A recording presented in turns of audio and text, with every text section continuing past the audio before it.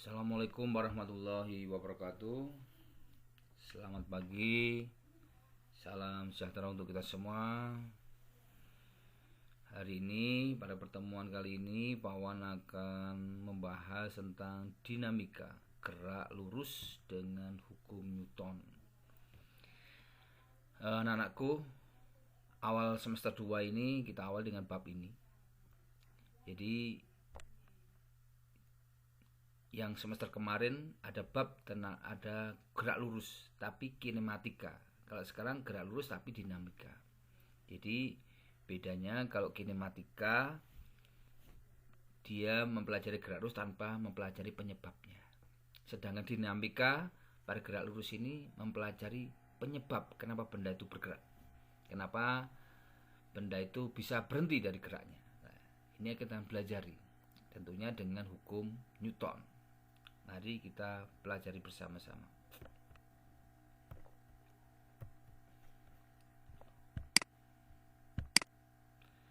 Nah, penyebab benda bergerak yaitu adalah sebuah besaran yang namanya gaya force. Gaya ini mempunyai arti. Ini kalau ada gambar di sini bapak yang lagi mendorong mobil, dorongan atau tarikan itu adalah gaya. Jadi kalau Anda mendorong atau menarik, berarti Anda melakukan gaya atau force.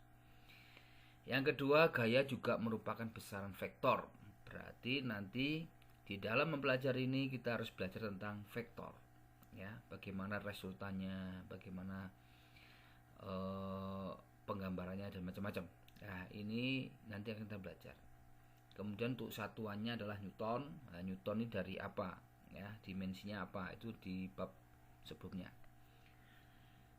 Oke, anak-anakku, kita akan belajar bersama nanti secara peta seperti ini. Materinya nanti Pak Wan akan yang pertama review resultan vektor. Nanti kemudian belajar 4 gaya, belajar menggambar gaya. Baru saya nanti ke hukum 1, 2, 3 ya. Untuk video sesi pertama pada bab ini saya sampai hukum 3 Newton. Sedangkan nanti untuk aplikasi dan gerak melingkar nanti pada video berikutnya. Anak-anakku, sebelum Anda belajar tadi tentang dinamika gerak lurus, adalah penyebabnya adalah gaya. Gaya adalah besaran vektor. Maka Pak Wan review sebentar. Nanti harapannya Pak Wan kalian belajar sendiri di video sebelumnya tentang vektor ya. Belajar pada semester kemarin, bab kemarin tentang vektor. Pak Wan hanya mereview sebentar tentang resultan vektor. Di sini nanti resultan vektor gaya namanya sigma F ya, sigma F. Jadi sigma F inilah Pak Wan hanya mengingatkan ada aturan cosinus ya. Seperti kemarin mengingatkan lagi ada aturan sinus. Ya, ada Pitagoras, kemudian ada penguraian vektor. Nah, nanti semua aturan ini akan bisa digunakan. Nah, kemudian untuk apa penguraian vektor, nah, masih ingat ya kalau ada punya gaya F, Fx-nya jadi F cos theta, Fy-nya jadi F sin theta. Sudut alfanya seperti ini. Ya, ini mohon diingat lagi kalau diuraikan seperti itu gaya.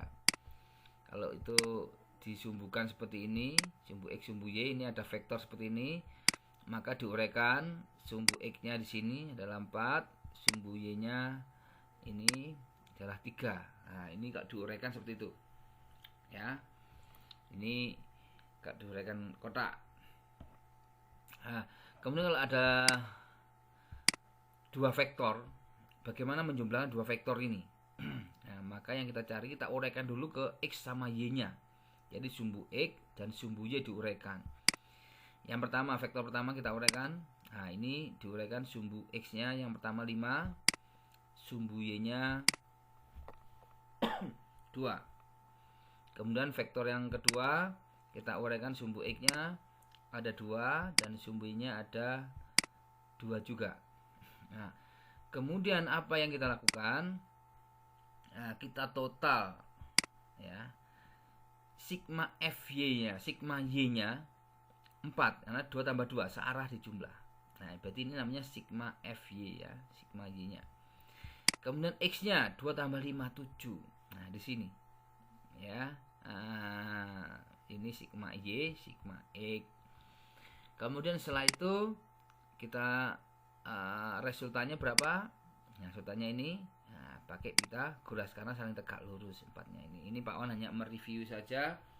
Kalian nanti ingat ininya nanti kalau ada resultan gaya bagaimana penjumlahannya dengan cara penguraian, dengan cara aturan kosinus atau aturan sinus nanti tergantung sebuah kebutuhan ya. Gitu. Ini secara umum yang sering digunakan adalah ini penguraian, kemudian cari sigma fx, sigma fy mana dipitagoraskan. Gitu. Oke, selanjutnya kalian setelah belajar mencari resultan vektor gaya di sini, kemudian Anda dalam menguasai bab ini Anda juga harus menguasai 4 gaya ya.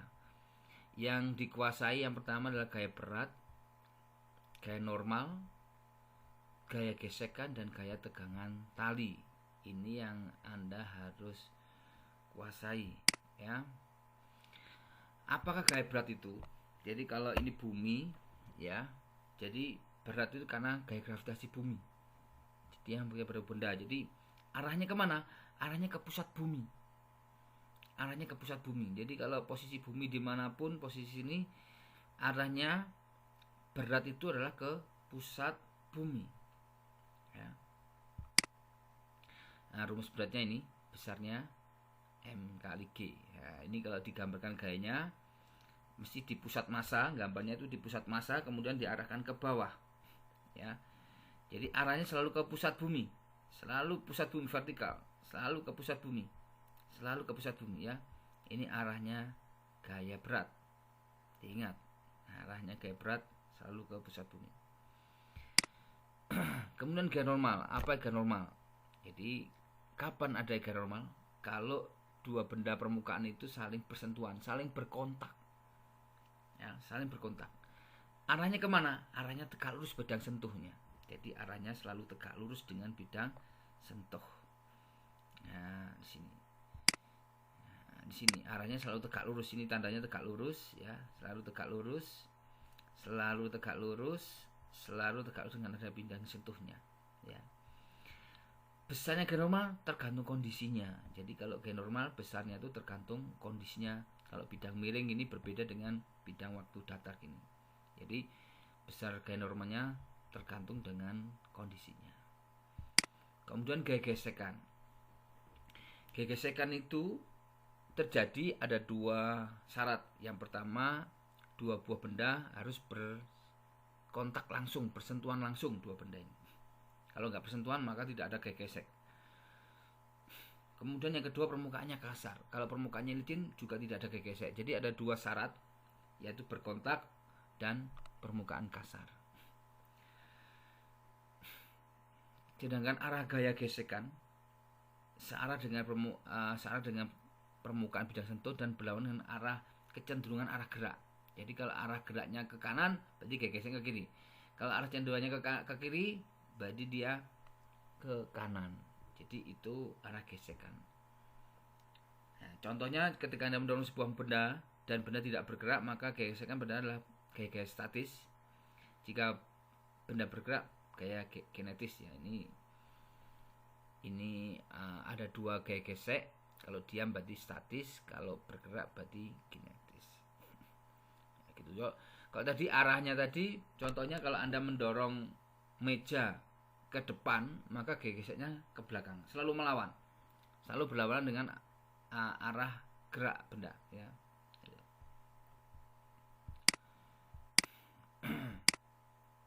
Nah, gaya gesek yang diperlukan untuk menjaga suatu benda tetap bergerak lebih kecil daripada yang bukan menggerakkan benda. Artinya bahwa gaya gesek kinetis itu, F kinetis itu lebih kecil daripada statis ya. Jadi pada saat benda diam itu gaya geseknya besar. Tapi pada saat dia sudah bergerak ada penurunan gaya gesek. Sehingga kalau Anda mendorong meja dalam keadaan diam kemudian untuk bergerak itu lebih berat mendorongnya, diperlukan gaya lebih besar daripada pada saat benda itu sudah bergerak. ya. Itu karena ada perubahan F statis menjadi F kinetis, ya. Itu ada grafiknya seperti itu, ya.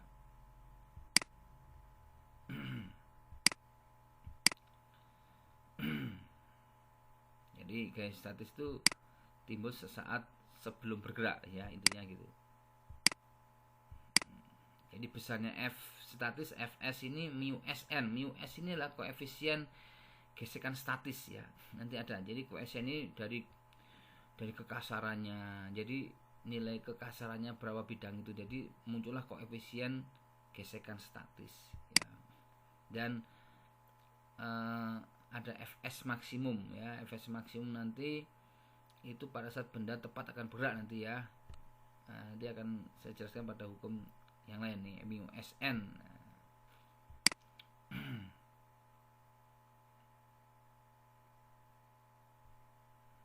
Ya, jadi benda ini. Jadi kalau kayak gesekan timbul ketika benda sudah bergerak, ini kinetis. Ya. Ya, rumusnya mu Kn, ya. Gesekan kinetis ini pada saat benda bergerak. Nah, ini nilai koefisiennya, ya, ada mu S mu K. Pasti mu S lebih besar dari mu K, ya, baja, aluminium dan macam-macam. Ya, ini ada kayak gesekannya. Sampai ada tulang pada tulang, persendian tulang ini ada nanti pada saat Anda fisika kedokteran ada nih, ya, gesekannya tulang dengan tulang berapa di sini ada. Kemudian setelah yang pertama gaya normal, gaya berat, gaya normal, gaya gesekan, sekarang ada gaya tegangan tali yang terakhir, 4 gaya tadi, ya. Nah, tegangan tali adalah gaya tegangan yang bekerja pada ujung tali karena tali itu menegang. Jadi kalau talinya nggak menegang maka tidak ada gaya tegangan tali. Jadi kapan ada gaya tegangan tali? Pada saat tali itu menegang. Jika tali dianggap ringan, maka gaya tegangan tali pada kedua ujung tali, ya, untuk sama dianggap sama besar. Jadi kalau seperti ini T1 sama besar, T2 sama besar ini, ya. Ini tegangannya sama besar. Tegangan tali besarnya juga tergantung kondisi, ya, seperti gaya normal tadi, ya. Tergantung kondisinya. Tegangan tali itu besarnya berapa. Ya. Itu 4 gaya yang Anda harus kuasai, ya. 4 gaya yang Anda harus kuasai untuk belajar bab ini. Setelah Anda menguasai 4 gaya ini, oh ya, tegangan tali ini cara menggambarnya adalah tegangan tali tadi itu arahnya adalah meninggalkan benda, selalu meninggalkan benda, ya. Sekarang kita belajar menggambar gaya.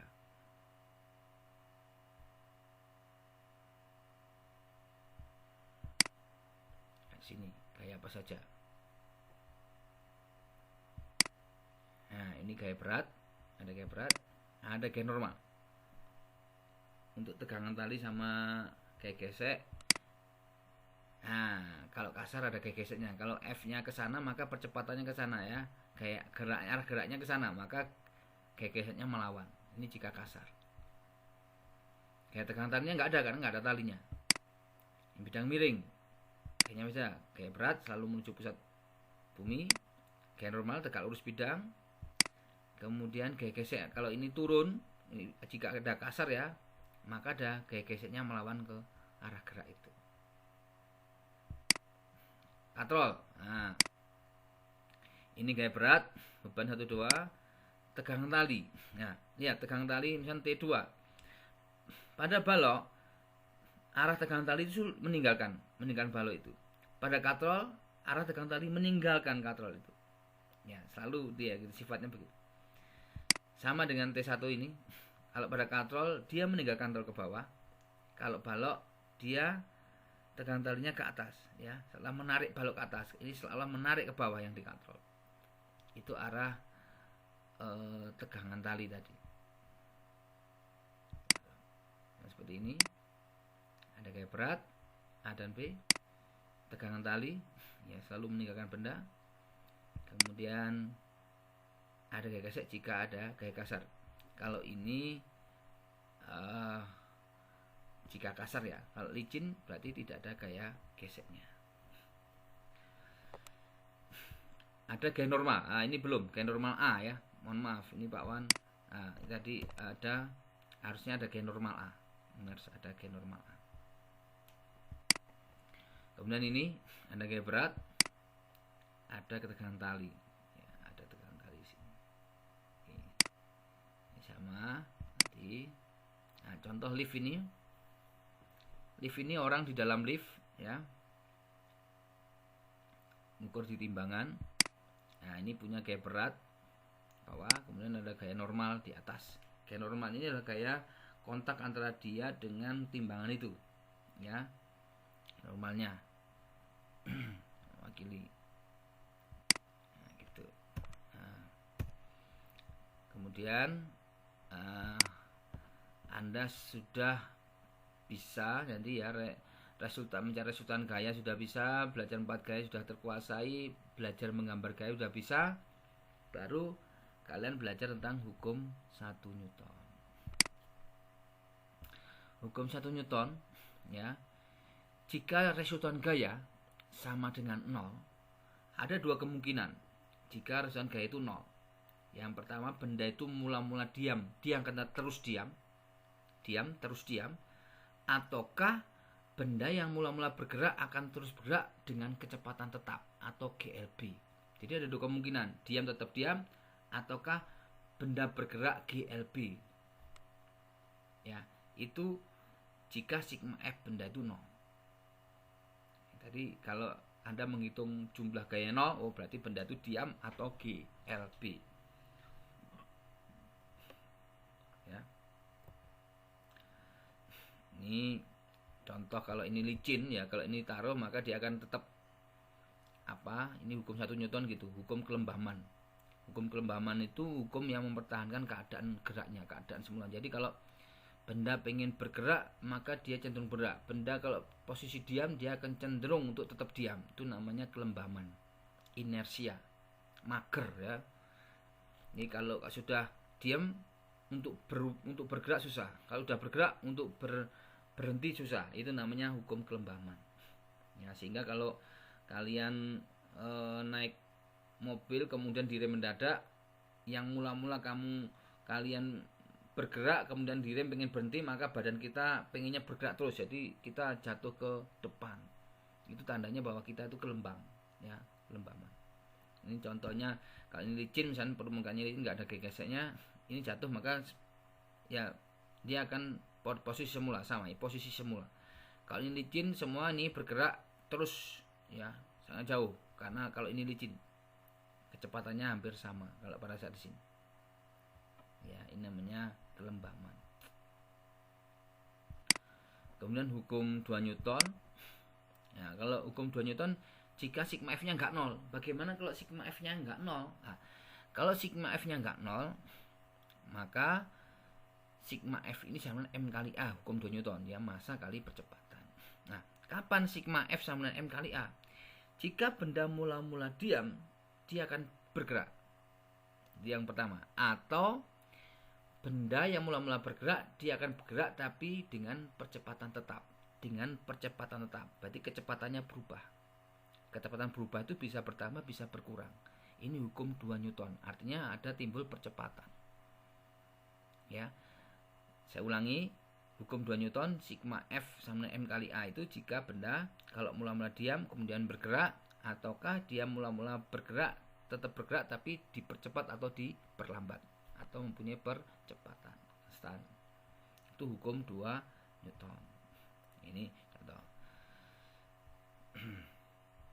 Nah, semakin besar gaya yang diberikan pada percepatannya, maka semakin besar dapat ditekan. Jadi A sama F itu berbanding terbalik. Nah, di sini F3 paling besar sehingga ini paling duluan sampainya ya.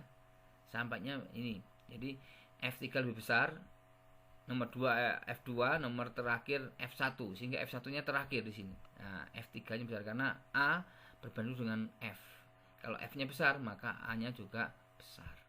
Nah, begitu juga dengan massa. Semakin besar massa benda, percepatannya semakin kecil.